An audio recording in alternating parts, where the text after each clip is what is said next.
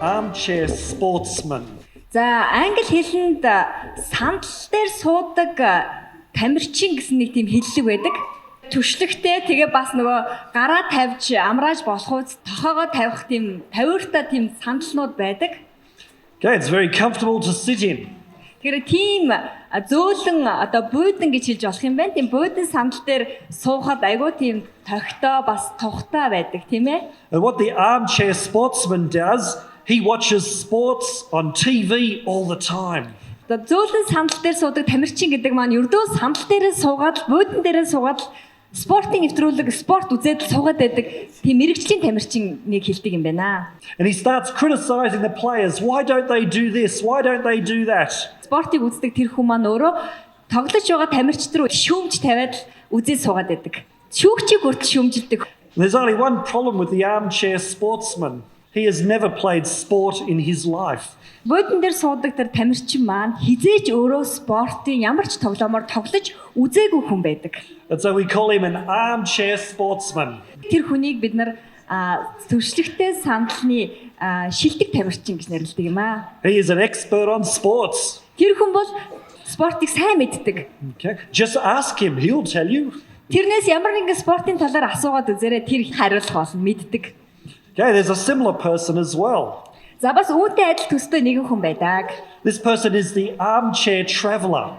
Буйдан дээр дэлхийд тойрон аялагч гэсэн тийм бас цолтой хүн байдаг байна. He likes to sit in his armchair and watch TV on all the travel programs. Ингээд тэр хүн маань буйдан дээрээ суугаад зурагтаа үзэл эргэн тойрноор аялаад суугаад байдаг. And he knows all about the countries. Тэгээд энэ хүн маань дэлхийн эргэн тойронд байгаа улс орнуудын талаар маш сайн мэддэг. Because he's seen it on TV. Яа тэгвэл тэр зурагтаар бүгдийг нь үзсэн учраас. But there's only one problem. Гэтэ ганцхан нэг асуудал байна. He's never actually traveled anywhere. Гэхдээ яг бодит байдлаар тэр ямар ч улс оронд очиж аялаж үзээгүй. And so we call him an armchair traveler. Тийм учраас бид нар ийм хүнийг юу гэж нэрлэдэг вэ? Гэвэл буйдангийн аялагч гэж нэрлэдэг. Do you have armchair experts in Mongolia? За монголчуудын хувьд буйдангийн мэрэгчлэтнүүд гэж юу байгаа юу? The reason is, in James's day, there were armchair Christians. За яагаад энэ номыг бичсэн бэ гэдэг нь тун энгийн буйдангийн Христэд итгэгч мэрэгчлэтнүүд бас байжээ. They had faith in God. Тэд Бурханд итгэдэг. They read their Bibles. Тэд Библийн номыг уншсан. But their lives were not very different to the non-Christians. Харин тэдний амьдрал Христэд итгэгч бус хүннийхээс ялгаагүй яг адилхан байдаг байсан. And so the book of James is a practical book on Christian living. Тэгэхээр Якоб хэмээх энэхүү ном маань Христэд итгэгчдийн амьдралын хэм маягийн хувьд маш их чухал хэрэгцээтэй ном юм аа. God does not want us to be armchair Christians. Тэгэхээр Бурхан та биднийг буйдангийн итгэгч мэрэгчлэн байхаар томилоогүй юм аа. Instead, God desires that our actions will show that we are Christians. Тэгэхээр бидний хийж байгаа үйлдэл бүхэн маань бидний Христэд итгэгч юм аа гэдгийг батлан харуулж байх ёстой гэдгийг Бурхан биднээс хүсэж байдаг. And so the book of James does not talk very much about faith and trust in God. Якоб хэмээх номонд Бурханд итгэх итгэлийн талаар төдийлөн их өгүүлээгүй байдаг хэдий ч James assumes that people have a saving trust in God.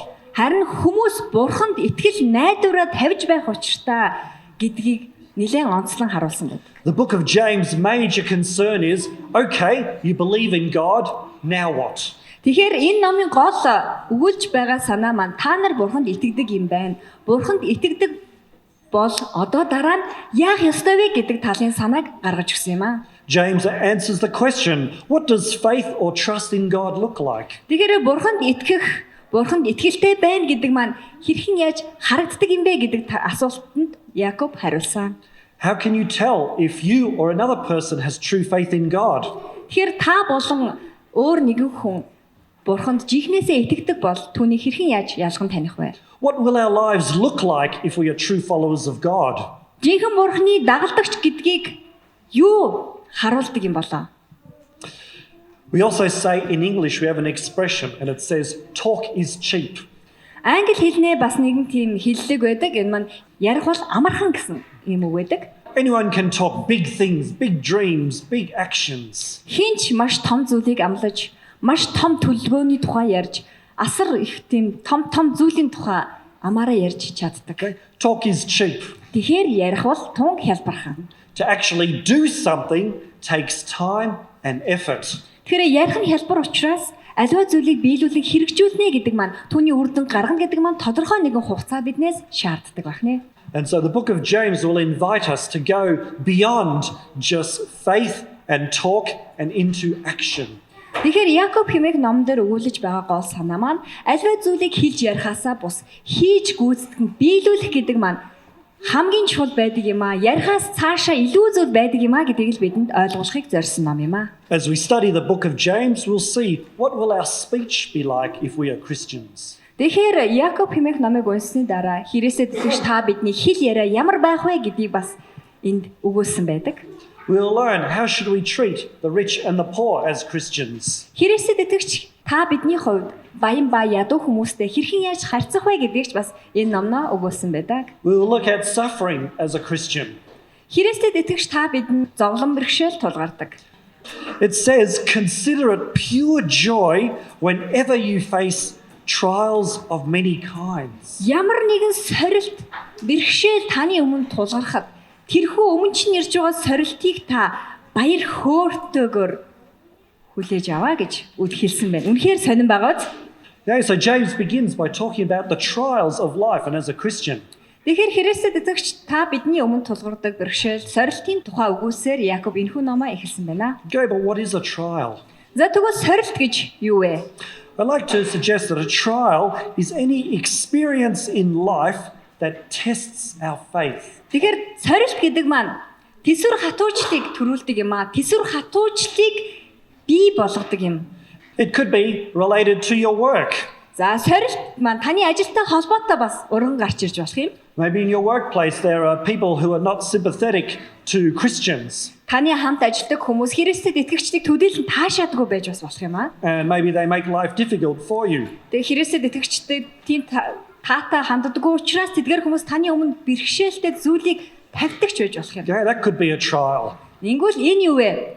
Таны өмнө тулгарч байгаа нэгэн сорилт, бэрхшээл юм байна. In one of my churches previously, a lady had a very interesting experience at work.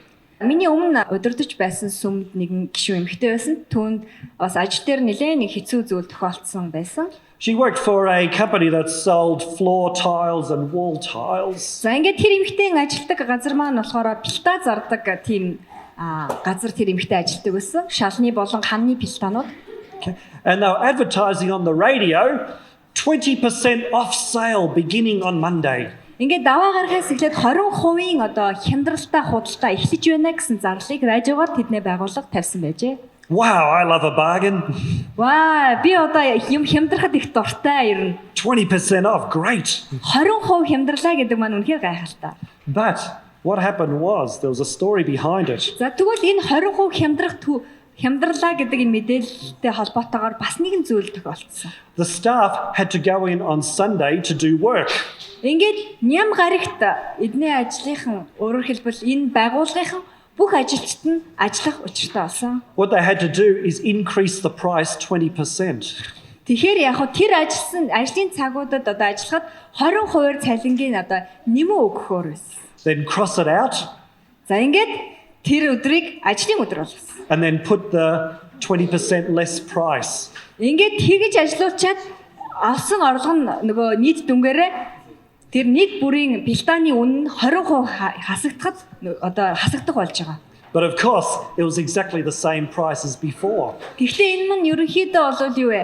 Өмнө байсан одоо яг тэр ажлын өртөг маань нэг пилта тус бүрийн одоо өөрийн өртөг бол хിവэрэ байсан. Okay, but the advertising was 20% off. Гэхдээ радиогоор зарлахдаа манай пилта 20% хямдарсан гэсэн боловч ажиллах хүчтэйгээ нийлүүлээд тооцохоор пилтаны өөрийн өртөг хിവэрэ байсан. And my church member was asked to do the same thing, of course. Мэдээж манай сүмийн гишүүн тэр эмэгтэйч гэсэн бас илүү одоо ажиллах шаардлагатай болсон. And the other staff members were doing the same, of course. Мэдээж бас бусад бүхий л одоо тэр байгууллагад ажиллаж байгаа бүх хүмүүс ажилчид нь бүгдээрээ бас ажиллах энэ юунд хамрагдсан. My church member said to her boss, I'm obviously working for the wrong place. Тэгээд сүмийн гишүүн эмэгтэй маань би ер нь буруу газар ажиллаад байна гэж өөрийнхөө ажлын газрынхаа даргатаа хэлжээ. I thought this was an honest place. Би энэ байгууллагыг шудраг гэж өгнө бодож байсан юм аа. It seems like I better look for another job in another company. Тэгээд шудраг бус зүйл гарсан учраас би ер нь ажлаа сольж өөр газар ажиллах юм билүү дээ гэж хэлсэн гинэ даргатаа. This was a very big. There was many different stores in the one chain. It was it was a chain of stores, many different branches. Тэгэхээр энэхүү одоо Британий энэхүү одоо үйлдвэр маань маш олон одоо дэлгүүрүүдтэй салбар дэлгүүрүүдтэй нэг бүхэл бүтэн тийм шүлжээтэй байсан. Okay. Well, anyway, the big boss heard about this. Тэгээ ямар ч ятгахаа энэ яриаг тэрхүү одоо байгууллагын ерөнхий захирал нь ямар нэгэн байдлаар олоод сонссон байна. And he realized that what he'd done was wrong. Тэгээ тэдний хийж байгаа энэ зүйл маань өөрөөр үнэ энэ маягаар хямдруулж байгаа нь тун буруу гэдэг талаар тэр дарга олж сонсчээ. So they stopped the ads. Тэгээд яасан бэ? Нөгөө радиогоор засаж байсан зарлал мэдээллүүдээ бүгднийг болиулчихсан. And then they fixed everything up properly. Тэгээ бүх зүйлийг яасан? Зөвөр хийхээр одоо эхэлсэн. But that was still a trial she had to go through. Энэ эмэгтэй хувьд мэдээж өмнө нь бас сорилт тулгарсан. It could be related to money. Бас мөнгөтэй холбоотой зүйл байж болно. It could be a question of honesty or dishonesty. Шудраг байх уу? Эсвэл шудраг бус байх уу гэдэг сорилт таны өмнө бас тулгардаг. It could be difficulties in your family because you're a Christian. Бас та Христэд итгэгч учраас та гэр бүлийнхэнтэйгээ одоо холбоотой гарч байгаа бас янз бүрийн сорилтууд таны өмнө гарч болно. And so, being a Christian, we do sometimes go through different trials. Христэд итгэгч та бид ч гэсэн бүгдээрээ ямар нэгэн байдлаар янз бүрийн бэрхшээл сорилттой тулгардаг үлээ. It was very interesting as part of preparing for this sermon. I went to the internet. За ингээд энэхүү сургаал номлолыг би бэлтгэж байхдаа нэг интернет ороод And I went to Google. ингээд Google гэдэг нөгөө нэг сайт байдаг. Google руу орсон. Okay. And I put in Christian trials into the search part. Ингээд одоо Христэд итгэгчдийн сорилт гэдэг гарчиг тавиад хайж эхэлсэн. And I went to see the results. Үр дүнгийн би хэлье. And the fourth one was a shock to me. За ингээд баахан жигсаалтууд гарч ирсний дөрөвдөх нь надад нэлээд тийм сонин. Okay, it said barnesandnoble.com. Barnes тэгээд andnobles.com гэсэн тийм нэг сайт байсан. They are a bookseller, very big bookseller. Энэ маань болохоор маш том хэмжээний одоо ном борлуулдаг одоо газар. Then it had dash books. Тэгээд яасан бэ? Зураас татаад ном гэж бичсэн байсан. Then it had dash Christian fiction. Тэгээд зураас татаад Христэд итгэгчдийн. Then it said dash trials and tests of faith. Бас итгэлийн сорилт гэсэн ийм одоо араас нь зураас татаад яг энэ нэрний ард ингээд дараалуулаад бичсэн байсан. This was listed under Christian fiction. Тэгэхээр энэ маань Христэд итгэгчдийн зохиолууд гэсэн ийм гарчигтай байсан. Okay. But James says when you face trials, not if you face them. Тэгэхээр Якоб хэлэхдээ хэрвээ та ямар нэгэн сорилтонд орвол сорилттой тулгарх юм бол таны өмнө заавал ямар нэгэн сорилт тулгарч байгаа. Okay, it is definitely not fiction that we will face trials. Тэгэхдээ бид нар ямар нэгэн өгүүлэмжтэй биш яг бодит сорилттой бид тулгардаг юм аа. Якоб номын 1-р бүлгийн 3-р эшлэлээс харцгаая. Please. Та нарын итгэлийн сорилт тэсвэр хатуучдыг төрүүлдэг гэдгийг та нар мэдэх үлээ. Okay. One of the results is that we develop perseverance. За тэгвэл сорилт маань биднийг тэсвэр хатуучтай болгодог юм байна. As we've looked at before when I preached on perseverance, perseverance is often the difference between success and failure in life. За тэгэхээр уналт болон амжилтын дунд тэгвэл үүний хооронд байгаа зүйлийг хэлж байна. We can't learn patience or perseverance or endurance from a book. Тэгээд тэсвэр хатуужил төвчээртэй байдлыг Библи бидэнд өгүүлдэг сургасаар байдаг юм аа. Okay? We have to experience difficulties and then we learn what patience and persevering is all about. Тэгэхээр ямар нэгэн сорилт тулгарч ямар нэгэн бэрхшээл та бидний өмнө тулгарх яг л тэр мөчид бид нар тэсвэр хатуужил төвчээр эр зориг гэчиг бидэрдэг юм аа. Okay, there's a story that's told of a woman who went to see her pastor. За нэгэн эмэгтэй өөрийнхөө сургаал номлогч пастортаа уулзсан нэг түүх ярьж өгье. And she said, "Pastor, please pray for me. I need more patience." Ингээд тэр эмэгтэй пастраа та миний төлөө сайн залбираач надад маш их төвчээр хэрэгтэй байна гэж хэлж байсан. I find it very difficult to be patient in life. Ер нь би амьдралдаа төвчээртэй хандаж чадахгүй байна. Энэ ер нь нэлийн миний хувьд төвчээртэй байна гэдэг маань нэлийн хүнд байна гэж байсан. Okay, I get impatient with my children. За би ч гэсэн зарим тохиолдолд хүүхдүүдтэй төсвөр алдах үеч гардаг. Миний өөрөө Get impatient with my husband. тэгэд бас миний нөхтөө ч гэсэн одоо тэр эмэгтэй ярьж байгаа шүү дээ. Нөхтөө бас заримдаа би төвчээртэй хандаж чаддгүй бүр төсвөр алдах тийм үе гардаа гэж хэлжээ. I get impatient with things in life and at work. Ажилдаа болон амьдралдаа, хувийн амьдралд аль алинд нь одоо тэсэж чадахгүй төсвөр барагдах тийм үеуд их гараад байна гэж хэлсэн байна. Okay, please pray that God will give me patience. Бурхан надад төвчээр хайрлаасаа гэж пастора та миний төлөө залбирч өгөөч гэж тэр эмэгтэй хэлжээ. And so the pastor said, "Okay, let's pray right now." За ингээд за одоо хамтдаа залбирцгаая гэж пастор хэлсэн. And so the pastor began to pray. Ингээд сургаал номлогч пастор залбирч хэллээ. Dear God, Эзэн бурхан минь ээ. please send this lady trials. Энэ эмэгтэйг сорилтонд оруулж өгөөч ээ.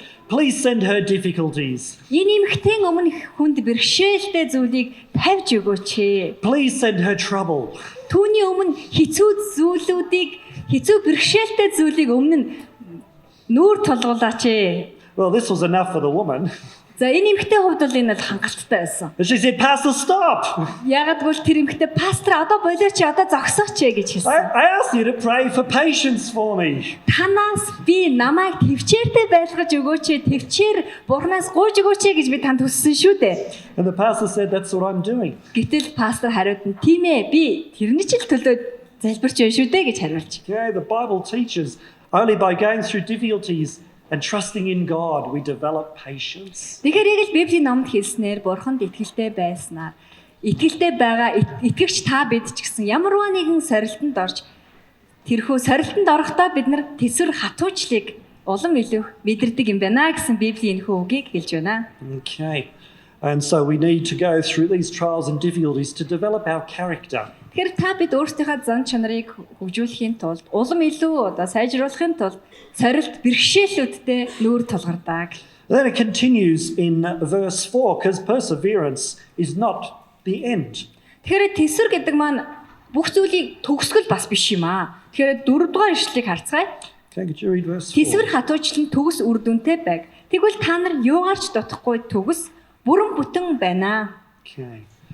The object or the end of perseverance is becoming mature and complete. Тэгэхээр тэсвэр хатуужлын хамгийн одоо цаатлын одоо төгсгөл нь бол юу ах нь? Okay, not lacking in anything. Альва зүйлээр дутагдж байгаа зүйл бас биш байх нь. This is the final purpose of trials for a Christian. Тэгэхээр Христ итгэгч та бидний сорилтонд орсны эцсийн үр дүн тэсвэр хатуужил гэдэг зүйл гарч ирдэг байх нэ. Okay, because as we go through these trials, our character becomes more and more like God as things are burnt away.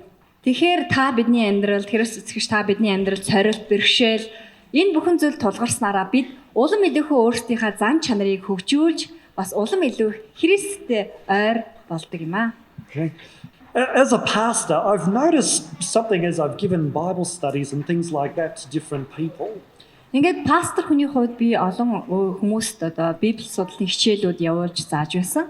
At the beginning, when people are very interested in the things of God and they are growing very, very quickly, there's often great happiness and joy in the person's life. Тэгэхээр энэ юу вэ гэвэл ер нь ихэвчлэн хүмүүс альва одоо зүйлийг хичээлийг судлаад эхлэхдээ маш их баяр хөөртэй ингээд үнэхээр сэтгэл дүүрэн сэтгэл ханамжтайгаар судлаж байгаа мэт байдлыг харуулдаг. Okay?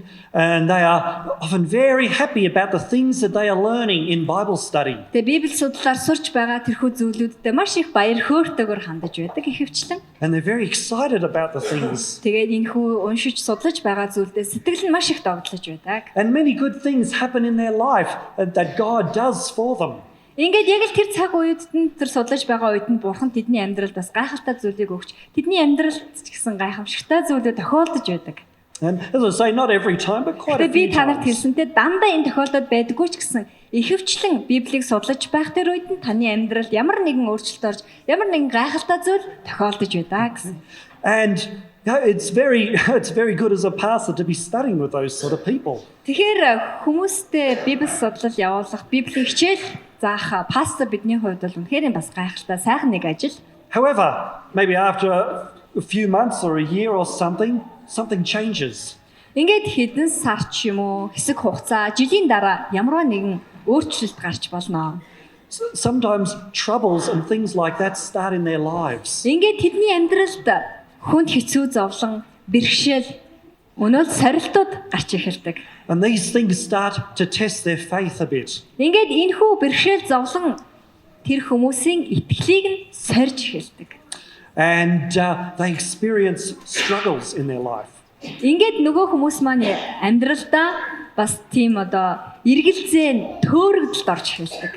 But even through these, they still grow stronger. Хэдийгээр ийм сорилт тэдний өмнө тулгарч бэрхшээл зовлонтой учирч байгаа ч гэсэн итгэлээрээ улам батчин хатуужид цааш явсаар л байдаг. And I've often wondered about this. Тэгээ би олон удаа энэ зүйлийг бодоод гайхаж байсан. And I've come to a little bit of a conclusion about it. За ингээд би ерөнхий дүгнэлтээ гаргая. Okay. It seems like sometimes at the beginning of a Christian experience, God sort of in some ways protects the person.